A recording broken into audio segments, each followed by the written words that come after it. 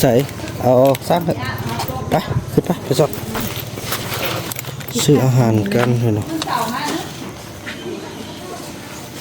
โอ้พี่น้องอันนี้รถทางฝั่งไทยเรามาแต่กรุงเทพมหานครได้พี่น้องเอ้ยเนาะโอ้รถเตี้ยก็มาได้พี่น้องเอ้ยคือตัวเก่งสมควรเนาะเพราะว่าทางทางโหดขนาดเลยพี่น้องเอ้ยแต่เพิ่นก็มาฮอดพี่ได้ก็ถือว่าเก่งพอสมควรพี่น้องเนาะเป็นนักตีพี่น้องเอ้ยนี่พี่ลูกมีเนาะชิ้นนู้กับชิ้นควายพี่น้องจังสั้นแหละแต่ว่าเครื่องนี้ยังบ่ครบเท่าเราจะเอาตึมน้ำลังพี่น้องท่าเพิ่นมาเขาเนาะเพราะตอนนี้เพิ่นเข้าตลาดเมืองใหญ่เพิ่นกำลังเอามาน้องข้ามนะพี่น้องเอ้ยมีผู้ที่เพิ่นอิซ่าแล้วก็ยันลื่นหัวร้อนหัวจักบ่สร้างสิว่าแล้วพี่น้องเอ้ยว่าตั้งเงินใหญ่โตเอาผลประโยชน์ใส่ตัวผลประโยชน์จังได๋รถซิ่งคันเป็นคันน่ะค่ายมาใส่เป็นรถซิ่งบาบุนำนั่นแหละค่ายแล้วมาใส่นะพี่น้องเอ้ยให้คิดดีๆเนาะว่าเอาคนป่ามาหากินเอาคันบ่หากินสิเฮ็ดจังได๋เฮาก็ได้ถ่ายคลิปเพื่อเอาลง YouTube มันบ่ผิดกฎหมายแล้วเอาเลยนะพี่น้องเอ้ยได้เงินมาเขาเจ้าก็ได้กินข้าวกินน้ำได้ซื้อข้าวซื้อน้ำถ้าบ่มีผู้ใหญ่ใจบุญเพิ่นช่วยก็ได้เอาเงินตัวนี้มาใส่บ่เข้าใจอันคนที่ว่ามันคิดซ่าคือว่าแหละพี่น้องเอ้ยคนสิมันยันลื่นเฮ็ดนั่นมันกันยันลื่นเพราะมันบ่มีปัญญาเฮ็ดคือเฮาพี่น้องเอ้ยเนาะให้เข้าใจสำนั้นแหละอันนี้เหือแห้งของเฮาเฮ็ดบริสุทธิ์รถเป็นคันตาแตกมันบ่เห็นติมันบ่เห็นเด้ออันคลิปที่ว่าบ่าวนำว่าค่ายรถซิ่งเพื่อตัดหลังคาเฮือนนี่อันนี้เป็นทางหลังเนาะมุมทางหลัง2แปร3วัก2แปรนั่นเราเป็นขวาเนาะบอกอ่ะอันนี้พวกเราจีแพะใครแพะบ่โอ้เอาคุณเอาไหมสัตว์ซาลีเอาอันเบิ้งอันมีไว้นี่เฮ็ดซะได้เอาอันนี้ไปไว้ก่อนแล้วก็มาเต็มกันหันเด้อ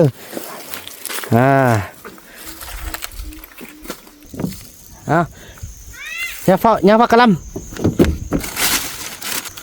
เกือบเป็นนัวยั่งอยู่ติขอบใจ FC ผู้มีน้ำใจแบ่งปันเหมือนฟ้าบันดาลให้สร้างรายการนี้มาช่วยเหลือคนทุกข์คนจนหรือคนด้อยกว่าด้วยแห่งศรัทธาบุญนำพาได้มาร่วมทาง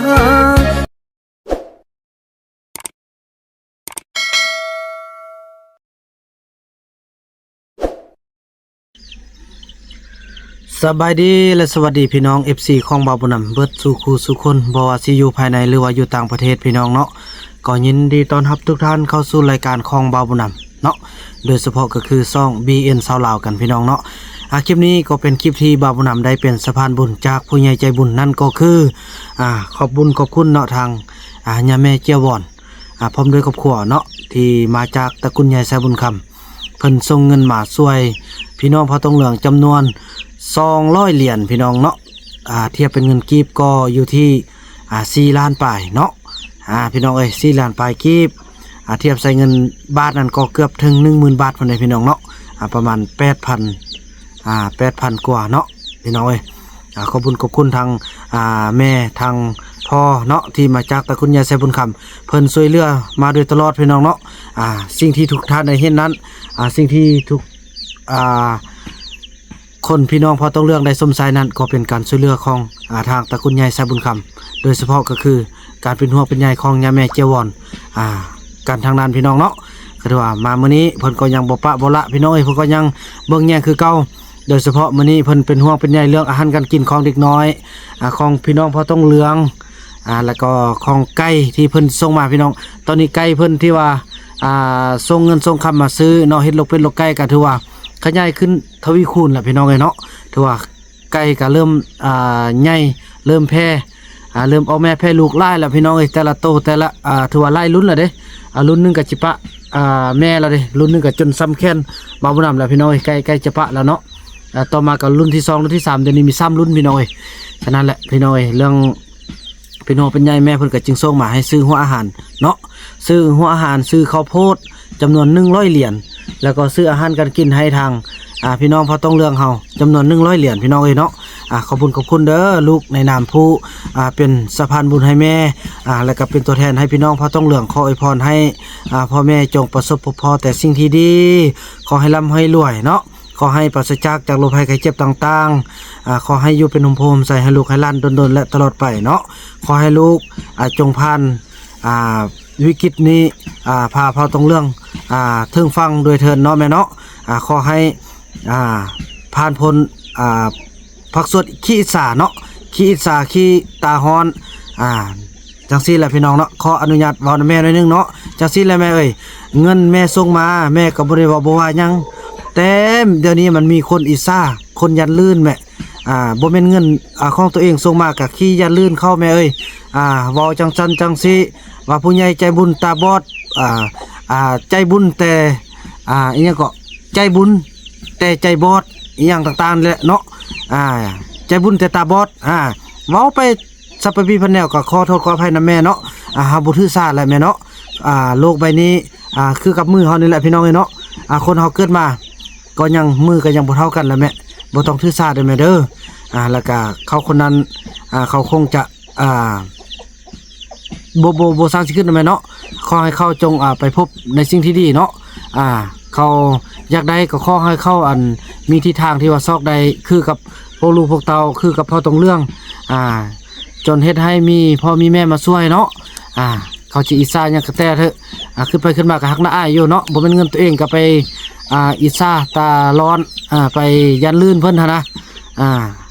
คันเฮ็ดบ่ได้ก็ช่วยอันอื่นบ่ได้ก็สู้ไว้เป็นกำลังใจก็เป็นการสร้างบุญนั่นแหละแต่อันนี้ก็เอาแต่บุญแต่กรรมของไผมันนะแม่เนาะจังซั่นล่ะแม่เอ้ยลูกก็จะขออนุญาตเชิญชวนพ่อแม่และก็ทุกคนเนาะจำนวน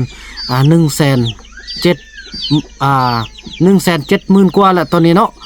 ใกล้จะฮอด200,000แล้วพากันออกตลาดแล้วก็ไปซื้อเขาอยู่ของกินแล้วก็ซื้อหัวอาหารให้ไก่นะแม่เนาะท่านผู้ชมเนาะแล้วเดินทางไปนำกันพี่น้องเอ้ยเนาะนี่พี่น้องเอ้ยเนาะบอนเปิดคลิปนี่ก็เป็นโต๊ะตั้งอีแม่สวยพี่น้องเอ้ยเนาะห้องเฮือนเดินดาวที่พวกเราได้เห็นได้อยู่ได้กินนี้เนี่ยก็หลักๆพี่น้องเอ้ยก็เป็นการช่วยเหลือของตระกูลยายสายบุญคำหมดพี่น้องเอ้ยแม่เห็นบ่สันนิบ่เกิดพี่น้องเอ้ยเนาะแล้วก็อันนั้นก็ของย่าแม่อาจารย์ดาลีคำมงษาเนาะเป็นสร้างเก็บเครื่องเลยเนาะเก็บเครื่องแม่ดาวอนเสียหราชอันนี้เนาะเพิ่นเกียมจะขึ้นเฮือนไม้ให้พอต้องเหลืองเอาดีใจหลายพี่น้องเอ้ยดิสิพาลูกออกตลาดเด้อแล้วน้องหันเฝ้าเฮือนทาเด้อคันผู้ใดมามันยังแล้วก็โทรหาอ้ายเด้อผู้ใดส่วนออกไปนอนบ่ต้องไปเด้อบ่ไปจังซั่นแหละเบิ่งลูกเบิ่งเต้าลูกเต้าเฮามาอยู่นำเฮาแล้วเนาะโดยลูกบ่เดียวส่วนลูกๆเพิ่นเข้าในรถแล้วพี่น้องเอ้ยบ่าวนํจะขออนุญาตเอาเสื้อผ้าที่อันนั้นเนาะพี่น้องเนาะที่ได้รับการบริจาคจาก FC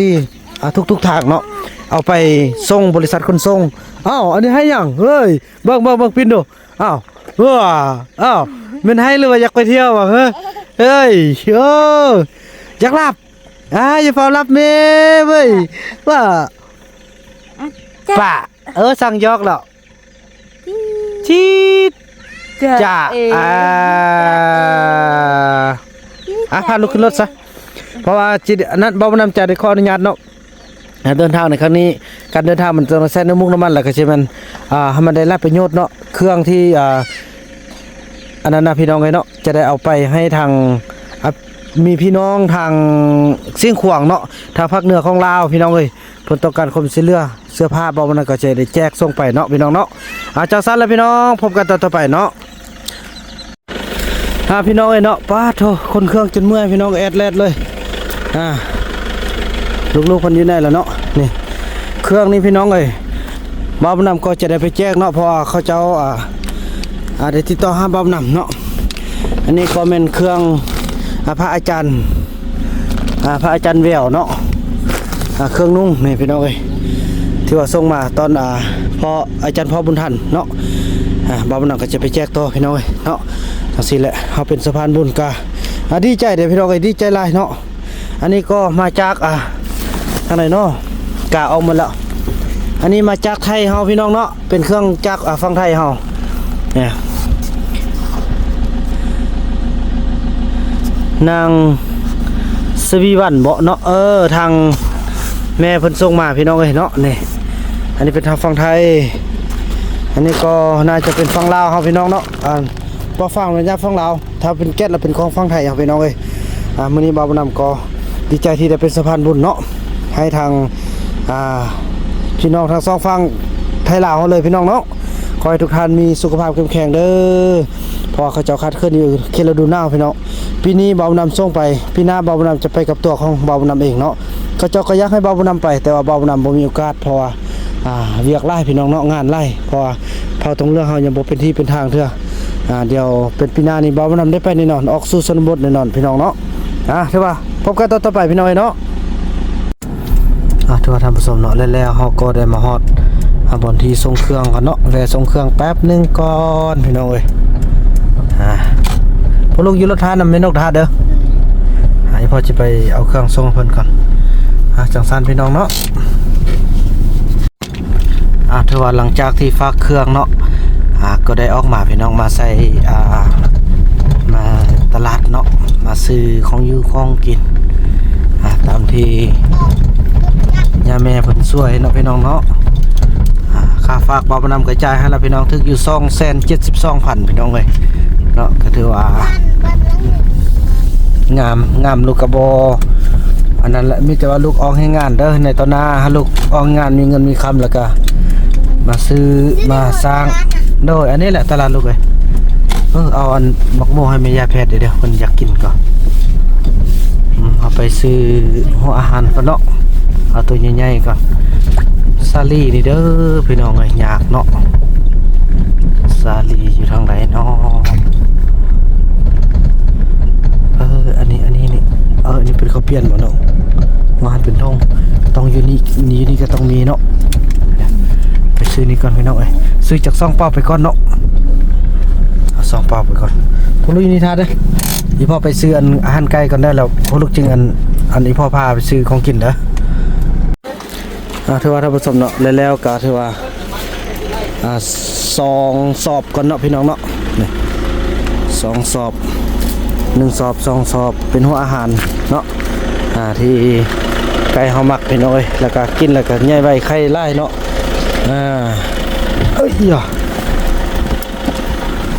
เป้าละ310,000พี่น้องเนาะ2 เป้าถึงอยู่600,000กับ20,000พี่น้องเอ้ยเนาะเป้า300,000กับ10,000หั่นนี่310,000คูณ2เท่าอยู่620,000กีบพี่น้องเนาะจังซั่นแหละพี่น้องไปเลาะซื้อของอยู่กินให้เด็กน้อยก่อนบาดนี้จะเอาหยังเนาะเบิ่งตัวจริงก่อนเนาะเบิ่งอาหารอยู่ตลาดตัวจริงพี่น้องเอ้ยเอาจ้ะเฮ้ยล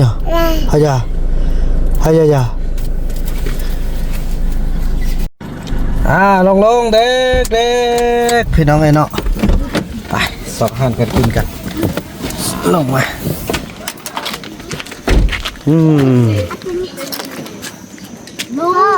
ลุงจังหวัดลงยังบ่ลงแม่ลูกไปอัดตัว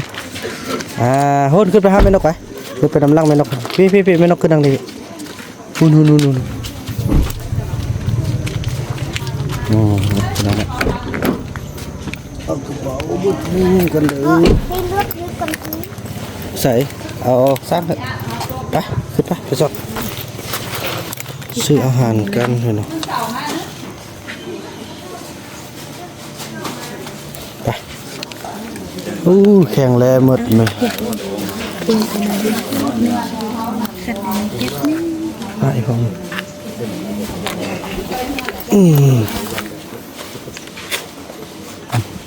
พี่น้องจังสั้นเนาะพอมันมีอยู่ในมีเลือดเลยพี่น้องเป็นกระจกคายซีนเนาะจังสั้นแล้วพบกันต่อไปพี่น้องเนาะพี่น้องแล้วเขาก็อันนี้ให้ลูกก่อนตัวบุคคลเพื่อนเนาะโอ้พี่น้องอันนี้รถทางฝั่งไทยเรามาแต่กรุงเทพมหานครได้พี่น้องเอ้ยเนาะโอ้รถเตี้ยก็มาได้พี่น้องเอ้ยคือตัวเก่งสมควรเนาะเพราะว่าทางโหดขนาดเลยพี่น้องเอ้ยแต่เพิ่นก็มาฮอดพี่ได้ก็ถือว่าเก่งพอสมควรพี่น้องเนาะว่าเครื่องเขาเซ็กบนเครื่องเขาเนาะว่าได้ยังได้แล้วเพราะเมื่อกี้เจ้าของงานเพิ่นก็แบ่งมักไม้ให้พี่น้องเพิ่นหัวเพราะต้องเลือกเข้ามาเนาะ หลายๆเติมแล้วพี่น้องเนาะถือว่ายังมียังไข่เนาะยังหลายๆอย่างพี่น้องไปซอกซื้อต่อก่อนพี่น้องเนาะพี่น้องแล้วเนาะถือว่าจะมาซื้อของกินต่อพี่น้องอยู่ที่นี่เนาะจะได้ลูกเมื่อยป่ะจังได้ไปน้องลูกไปซอกซื้อขนมมานี่นะเอาขนมเอายังได้อยู่บ้านผู้สะอาดมันคนไล่พี่น้องเอ้ยเนาะก็เลยการซื้อก็ค่อนข้างยากบ่จักคนเปิดเพลงบ่จักคนคลายซีนพี่น้องเอ้ยเนาะมันก็เลยทายยากเด้เอามาเอาอยู่นี่ ทางยางไหมเหรอ เนาะท่านผู้ชมจังสันนะไปพี่น้องบ้านนี้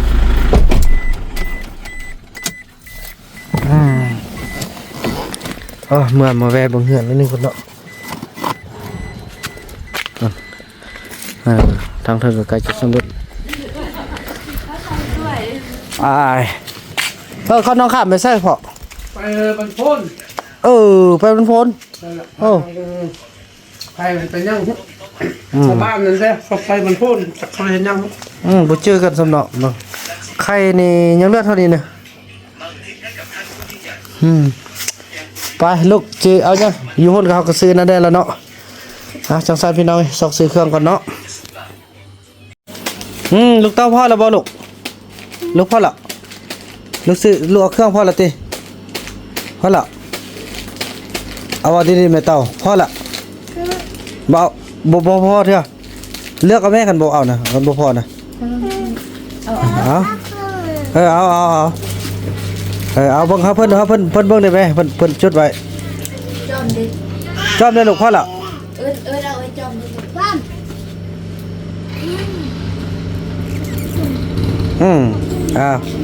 บวกกันพอ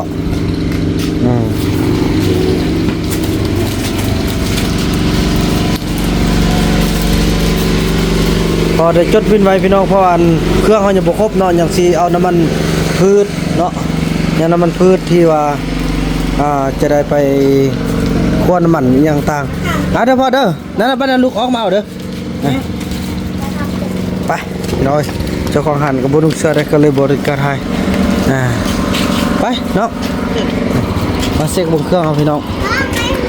ใครให้ลูกแดใครให้เจ้าหน้ายแดเนาะไปนี่พี่น้องเครื่องเนาะกาได้ไข่ได้ไข่ซองตังพี่น้องเลยซองตังแล้วก็มีไว้แก๊สหนึ่ง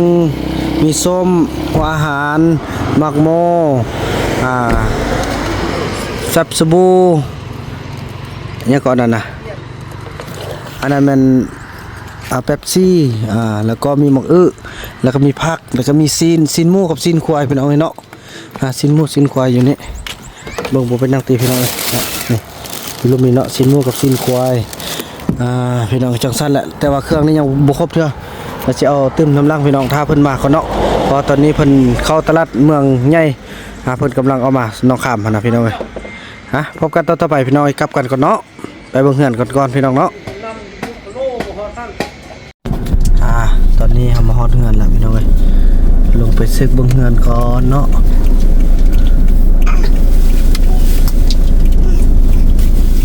อาจารย์นี่ใกล้จะสำเร็จแล้วเฮือนเนาะอันนี้พี่น้องเอ้ยมีผู้ที่เพิ่นอิซ่าแล้วก็ยันลื่นหัวร้อนหัวจักบ่สร้างสิว่าแล้วพี่น้องเอ้ยว่าตั้งเฮือนใหญ่โตเอาผลประโยชน์ใส่ตัวผลประโยชน์จังได๋รถซิ่งคันเป็นคันน่ะค่ายมาใส่เป็นรถซิ่งบาบุนำนั่นแหละค่ายแล้วมาใส่นะพี่น้องเอ้ยให้คิดดีๆเนาะว่าเอาคนป่ามาหากินเอาคันบ่หากินสิเฮ็ดจังได๋เฮาก็ได้ถ่ายคลิปเพื่อเอาลง YouTube มันบ่ผิดกฎหมายแล้วเอาเลยนะพี่น้องเอ้ยได้เงินมาเขาเจ้าก็ได้กินข้าวกินน้ำได้ซื้อข้าวซื้อน้ำถ้าบ่มีผู้ใหญ่ใจบุญเพิ่นช่วยก็ได้เอาเงินตัวนี้มาใส่บ่เข้าใจอันคนที่ว่ามันกินซ่าคือว่าแหละพี่น้องเอ้ยคนสิมันยันลื่นเฮ็ดนั่นกันยันลื่นเพราะมันบ่มีปัญญาเฮ็ดคือเฮาพี่น้องเอ้ยเนาะให้เข้าใจสำนั้นแหละอันนี้เหือแห้งของเฮาเฮ็ดบริสุทธิ์รถเป็นคันตาแตกมันบ่เห็นติมันบ่เห็นเด้ออันคลิปที่ว่าบ่าวนำว่าค่ายรถซิ่งเพื่อตัดหลังคาเฮือนจังซั่นแหละบ่ขึ้นเห็นบ่ที่ว่าบ่าวนำได้เอาเงินที่ว่าค่ายรถซิ่งมาให้ในการปรับดินที่ว่าปลูกเฮือนในพอตรงเรื่อง ขึ้นเบิ่งเบาบุญน้ำได้เฮือนได้รถแต่พอตรงเรื่องก็ได้ชีวิตใหม่ได้บ้านได้เฮือนไปตั้ง5หลังได้ดิน 7-8 เฮกตาร์รวมจะกี่ไร่ไหมขึ้นเอาคันว่าโง่คันว่าจ้าไร่ก็ได้พี่น้องเอ้ยนะว่าแล้วก็บ่อยากด่าพี่น้องเนาะบางเทื่อก็ด่าไปได้แล้วพี่น้องเอ้ยเฮาเฮ็ดโดยความดีเด้เฮาเฮ็ดตามมือแห้งเฮาบ่ได้ไปเอาของเขาเจ้ามาค่ายมาเฮ็ดเป็นของเฮาเฮาเฮ็ดเท่าที่เฮาจะเฮ็ดได้พี่น้องเอ้ยเนาะไปพี่น้องเอ้ยลงไปเบิ่งเฮือนกันเนาะไปลูกเนาะเขาเจ้าเปิดเพลงบ่มักเปิดเพลงก่อน บุเปิ้ล โอเคบ่เปิดเนาะ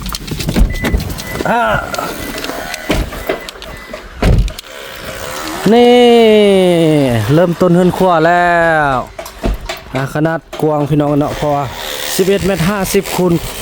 9เมตร50คูณ11เมตร50สบายดีอ้าวจังได๋เฮ็ดหยัง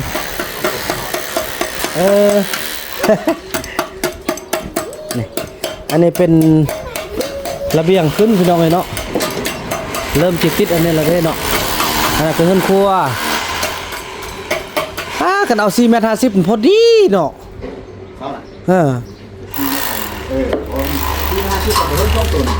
บ่เจ้า2ต้นบ่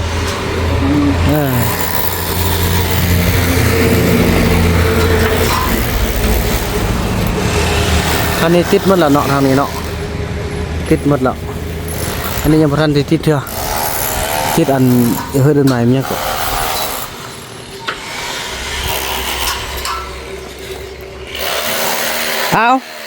เอาบัดนั้นอันเอาไปเซตขึ้นไปเซตนั้นเพิ่นได้เด้ออยู่เทิงมันไปเข้าอันนั้นน่ะนี่ทางนี้พี่น้องกำลังลงมือกันเนาะโอ้ทางล่างติดแล้วโอ้ยังบ่นั่นเนาะ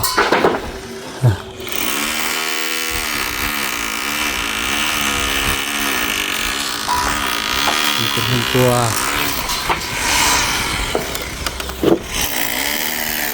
ต้องสิให้ทุกคนได้เห็นเนาะไปยืนที่กันเลยขึ้นไปทางนี้กันเลย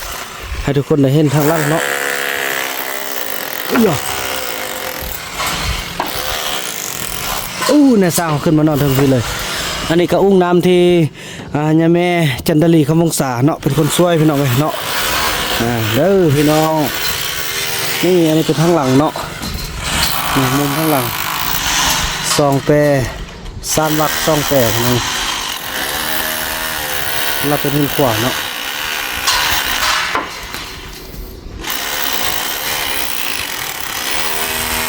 พอเห็นเข้าไปที่นี่ได้ซ้ำนี้ก็ถือว่าภูมิใจละพี่น้องเพราะมันบ่มีได้ค่อยเข้าไปเอาเนาะมันก็จะได้มามุงแล้วก็เทคานแล้วก็มืดแหละในสร้างหมดนี้เนาะพอต่อไปก็จะได้เอาขี้ดินเข้าให้มันแน่นแล้วก็หาเงินหาคำซื้ออิฐต่อพี่น้องดินจี้เนาะเพราะว่าดินจี้ต้องการอยู่ประมาณหมื่นกว่าก้อนพี่น้องเนาะ10,000 กว่าก้อนนะครับก็พอละในสร้างคนว่าเราบ่เกิน15,000เนาะ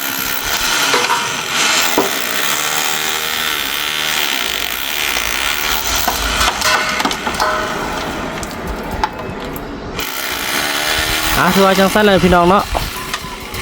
พบกันตอนต่อไปพาลูกพาหลานกลับไปก็จัดอาหารการกินไว้นะท่านผู้ชมเนาะตอนนี้มาฮอดแล้วพี่น้อง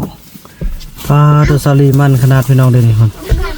กดห่อกดเฮือนเสาแรงพี่น้องเลยไปยายของอยู่ของกินกันวันนี้เรามีเนาะชาลีไอ้คุณอยู่บ่ฮะบอกมาคนกินมาได้ไหมน้องได้ไหมน้องก็มาได้ไหมมาของกินไม่ทำมี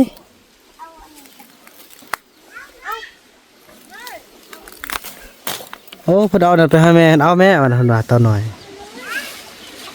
ทำบักใหม่เนาะ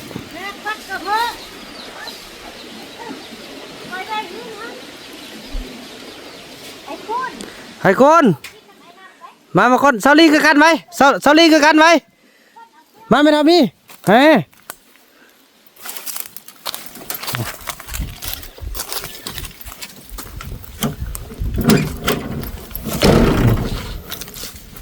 อันนี้ไปไว้เงินเซาลีนี่เนาะเด้ยเอาอันนี้ไปไว้ครัวกิน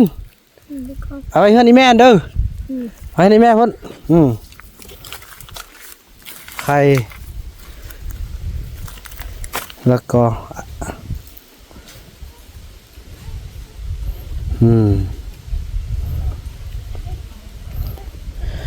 ไข่นี่เอาไปไว้อยู่เฮือนพวกน้องเลยพากันครัวกินเท่าละน้อยเด้อบ่แม่นมีเท่าไรก็สิครัวกินหมดได้ตัวกันออกตลาดก็ยังเหลืออยู่เนาะพี่น้องเนาะพอจะได้เอาออกตอนต่อไปเอาพี่น้องไว้เนาะเพราะว่าออกหมดบัดเดียวมันก็คือว่าแหละเนาะอาหารเขาก็สิซื้อโดยเฉพาะก็อันนี้พวกเราสิแพะใครแพะบ่ โอ้เอาคุณเอาไหม สัตว์ซอรี่เอาอันเบิ่งอันมีไว้นี่เฮ็ดซะได้เอาอันนี้ไปไว้ก่อนแล้วก็มาตึมไปไว้อยู่เฮือนครัวพวกน้องเลยเด้อแล้วก็เบิ่งยังปกยันใกล้เคียแม่ทัพแพทย์บ่ล่ะเรากินหมกโมอันนี้น้องจะเอาตัวใดตัวนี้นะ เอาตัวนี้ เอาตัวนี้ไปไว้อันนี้ไปไว้แม่ทัพมีไปนำกันหันเด้อแม่ทัพแพทย์เนาะเขาจะกินหมกโมมาเอาตื้มเด้อเครื่องนั้นยังบ่หมดเด้อพี่น้องแม่ทัพแพทย์เพิ่นจะกินหมกโมตัวนี้ยังออกสิตัวนี้เอา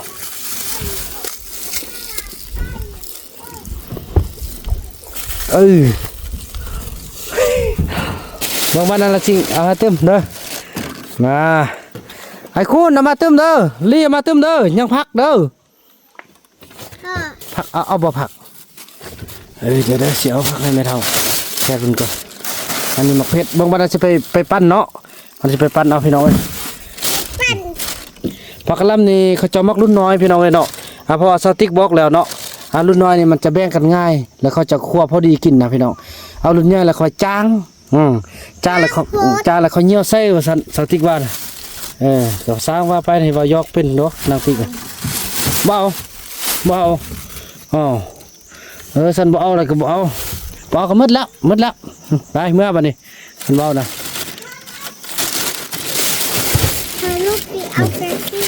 ลูกเอาไปสิอันนี้นี่แม่ทัพแพทย์ย่านี่เอาเป๊ปซี่ตึมบ่อันนี้เอาบ่นี่นะเอาบ่บ่เอาหมดปันกันปัดกันเอาอันนี้ก็เอาไปไว้ยังเงินลูกสาวเต้าไปบ่เบิ่งอันซีนี่เบิ่งเฮ็ดซะได้บ่ไปนั่นนึงอันนี้ไปสับปะกะหล่ำเด้อซีนี่พากันกินบ่หมดแล้วก็ปาดแล้วย่างได้เด้อปาดแล้วย่างน้องเอาไปบัดนี้บ่ไม่ทำมีดได้ก่อนไม่ทำมีดเข้าเลยอันนี้มันหัวหั่นไก่น้องยกไปไว้บ่อันพอบนไทยนอนนั่นเด้อเอาไปเลยแล้วเอามาตึ้มได้เครื่องอย่างไรก่อนพี่น้องบ่นำจิแบงบ่เป็นอย่างที่บ่มีเลือดอย่างเนาะพี่น้องเนาะน้องแบงกันได้แบงเข้าไปทำมีกับร้านไว้พี่เด้อแบงซะนี่จับออกมาไปบนพร้อมไทยนอนเด้อน้องเด้อคนมันยันตื่นหมดคนมันยันตื่นตัวเองตื่นแล้วแมวพระมีเด้ออันนี้สิ้นหมูอันนี้เป็นสิ้นควายนี่นะสิ้นควายนี่เฮ็ดสิ้นดอดเบิ่งเฮ็ดบ่เป็นตีสิ้นดอดน่ะบ่เป็นเฮ็ดบ่เป็นสันอาเช็ดเด้อนกเฮ็ดเด้อเฮ็ดมันแห้งแล้วก็ปั่นกันปิ้งกินเอาน้องนกเอา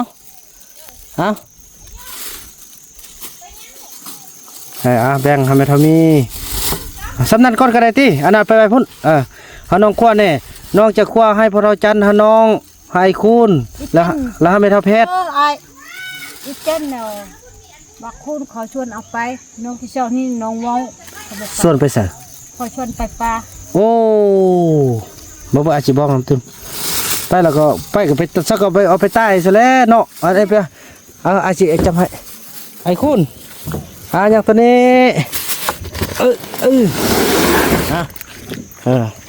แล้วลี่ยังบ่หมดเถอะเด้อแล้วมักเพชรนี่มักเพชรเราเอาทุ่งยางมาแบ่งนำไอ้นกเด้ออันนี้เอาไปสนกอย่างอันนี้อันนี้มันอันนี้ของกรรมการนี่กรรมการสปอนเซอร์อันนี้ก็เฮ็ดเราสิเอาอันกะทิลืมไม่เท่ามีทุ่งยางไม่เท่ามีบ่เจ้าเนี่ยเอามานะขี้ขาดนี่ไม่เท่านี่นะ ทำเอาแล้วบอกให้ลูกไปเอาไหมเหรอนะยังน้องยังบัดนึงยงมีทุ่งยางบ่ลูกเอามาใส่ผักกะหล่ำเดี๋ยวไว้อย่าผักกะหล่ำเอาไอ้คุณเบิ้งอันนี้จะไปให้แม่ทำมีก่อนไปคั่วพี่ได้เนาะแกงใส่คั่วก็ได้เด้อสินหมูไอ้ซื้อไปนะเด้อบางกินกะว่าพอดีบ่มันเลือไปเลยจะได้เป็นสร้างอันนี้เก็บให้แม่ทำมีพี่น้องเอ้ยเอาไปขึ้นคั่วพวกน้องเลยเด้อนั่นเด้อ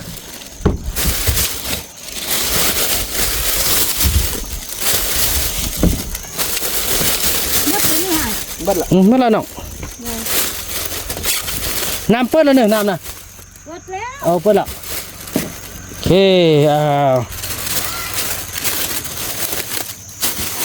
เอาไปเลยน้องนะเอาไปเลยไม่ทำมีอันนี้ไว้ใส่แกงเด้อเกลือเป็นนัวยั่งอยู่ที่พี่น้องเอ้ยเธอยายกันครบกันแล้วโอ้ดีใจมีอาหารการกินแล้วเนาะทุกคนดีใจขอบคุณเด้อทางย่าแม่เนาะขอให้ย่าแม่อยู่ดีมีแห้งร่ำรวยกันเนาะตอนนี้ลูกหลานก็ได้แบ่งไปหมดแล้วเด้อไปเบิ่งอันหัวหันกันเนาะน้องนก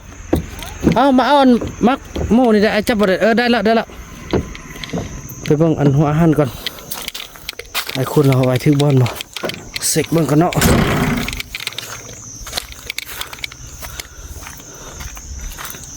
กินประหยัดเด้อบ่แม่นว่ามีเท่าไรกินหมดเด้อกินหลายก็บ่ดีได้นำอัดลมน่ะโดยกินเท่าละน้อยบ่ต้องบ่แม่นว่ามีเท่าไรสิกินมันหมดบ่ได้เด้อมื้อนึงท้องเข้าตายกินรสกินแล้วก็บ่ต้องกินหลายแล้วมันบ่ดีมื้อนึงกินป้องเดียวแล้วมื้ออื่นจะออกมื้อนี้กินอันเดียวก่อนเด้ออย่ากินหลายบ่ดีไข่โดยลูกอันนี้จะสิไปไหนเซาลี่บ่ได้ไปย้ายไหมเอาย้ายกันพวกอันเด้นี่ไข่เนาะคำนี้เพิ่นเอาไว้นี่แล้วมีเด้มีเอาไว้ใส่มีเอาไว้พุ่นจับเชือกกูได้ป้าหันก็ได้ให้แม่มาเอาก็ได้ลูกมันนักลูกป้าแหละโอ้ยเอาอันเดียวไปให้แม่ก็ได้กินแล้วบ่ดีนี่นะเอาไว้ผู้ลูกเอาไว้ผู้ลูกกินก็ได้นะประธานล็อกเมลี่นะเมลี่ผู้ใหญ่แล้วเอาไว้ผู้ลูกเนี่ยเอาไว้เนี่ยน้อยพอนึงได้สนะมะ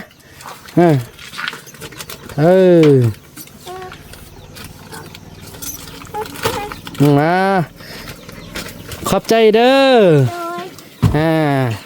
แน่มักใหม่กินอย่าพากันเป็นโรคไก่เด้อเพื่อนนายบุญมี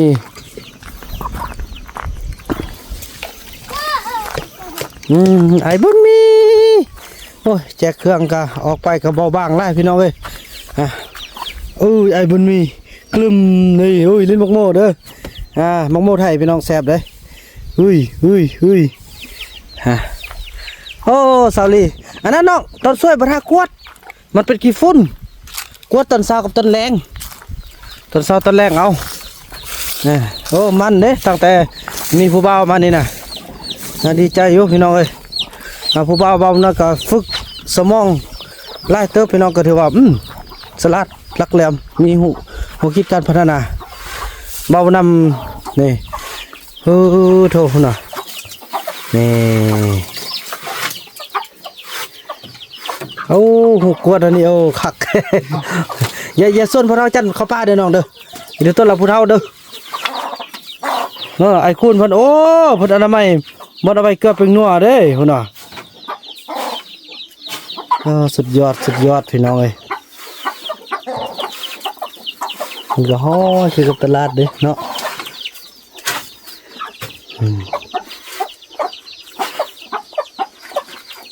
ประเทศจะได้พี่น้องเบิ่งเด้อ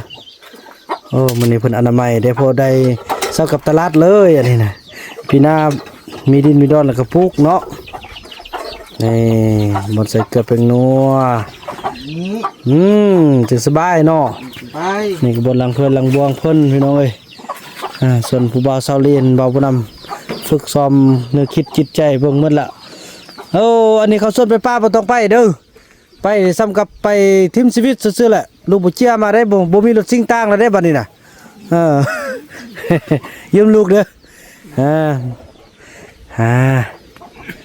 บ่าวผู้นำได้ทดสอบเนื้อคิดของพวกสาวลีเนาะผู้บ่าวสาวลีพี่น้องเอ้ยพวกก็บ่ได้พอบ่ได้แต่งงานแต่งดองกันเถอะเนาะเพิ่นก็บอกว่าบ่าวผู้นำตั้งคำถามว่าดินเฮามีเฮ็ดนาเฮ็ดสวนแล้วเรือนี่ต่อไปเฮาสิเฮ็ดหยังดินเฮากว้างเด้เพิ่นว่าโอ้อ้ายเดี๋ยวนี้เศรษฐกิจนี่มันยางพาราเด้อกำลังมาแฮงซั่นเพิ่นว่าปลูกบ่เกิน6ปีกระดินเฮาดินไม้นี่บ่เกิน5ปีก็เริ่มได้กรีดแล้วเพิ่นว่าโอ้พี่น้องแสดงว่าโอเคเด้เนาะแนวคิดของลาวนี่สุดยอดแล้วพี่น้องเอ้ยถือว่าโอเคเป็นไปตามแนวทางที่บ่าวนำคิดเนาะเดี๋ยวบ่เสียแฮงที่ได้ถ่ายคลิปเป็นหลักฐานตอนมาลักเอาเซาลี่พี่น้องนี่อันนี้หัวอาหารเนาะเฮาจะไว้นี่เดี๋ยวเฮาจะเอาหยังพวกไว้เกลือเป็ดเกลือไก่มั้ยพี่น้องเอ้ยไก่พุ่นเนาะทางนั้นไม่ได้ไก่ต่อไปก็สิพุ่นเนาะทางนั้นก็แม่ไก่ที่ว่าเดี๋ยวนี้เกือบทุกตัวเลยพี่น้องเอ้ยเนาะฟักไข่มีทาเพชรเพิ่นก็กินหมกโมแล้วเพิ่นมักขนาดใดนี่กินหมกโมเพิ่นว่ามีแต่วิธีทางเดียวพี่น้องเอ้ยบ่เงินให้เราเนาะเอาเราแล้วบ่แม่นเราอยากหนีป่าพี่น้องเอ้ยเราอยากออกมาซื้อทานซื้อของกินเราเนาะเอาถือว่าจังซั่นเลยพี่น้องเนาะถือว่าคลิปนี้บ่าวบุญนำก็ท้ายสุดนี้เนาะขอบคุณอีกครั้งอีกทีพี่น้องเอ้ยทางแม่เจวอนเนาะแล้วก็ทางพอสติฟวอนที่มาจากตระกูลยายสบุญคำที่ท่านได้ส่งเงินมาจำนวน200เหรียญเนาะในครั้งนี้ก็ขอให้มีสุขภาพเข้มแข็งเด้อยังสลีเนาะจึงจะได้ไปซื้อตึ้มพี่น้องเพราะว่าทางที่เอาไปมันนี่บ่มีค่อนข้างจะอึดแต่พี่น้องสลีบ่พอเคสนี้เขาจะเอาเฮ็ดแต่มันต้นพี่น้องส่วนสลีนี่แทบจะบ่มีเลยเนาะบ่นำก็สิซอกซื้อเบิ่งถ้าบ่มีแท้ๆก็สิซื้อข้าวเปียนหั่นพี่น้องเนาะซอกเขาซื้อข้าวเปียนอีหยังต่างไว้เกลือผสมกับหัวอาหารเนาะพี่น้องเนาะขอให้พ่อแม่อยู่ดีมีแรงเด้ออยู่มีใส่ไปมีโศกอย่าเจ็บอย่าจนอย่าอึดอย่ายากอย่าขาดอย่าเคลื่อนขอให้หั่งให้มีขอให้สุขภาพเข้มแข็งขอให้ปราศจากจากโรคภัยไข้เจ็บต่างๆอายุมันคนยืนเด้อพ่อแม่เด้อขอให้อยู่เป็นโฮมโฮมใส่ให้ลูกให้หลานดนๆและตลอดไปด้วยเถิดเนาะคลิปนี้บ่าวบุญนำจะขออนุญาตจบคลิปกับซ้ำนี้ก่อนแล้วพบกันใหม่ในคลิปต่อไปคลิปนี้บ่าวบุญนำขอกล่าวคำว่าสบายดี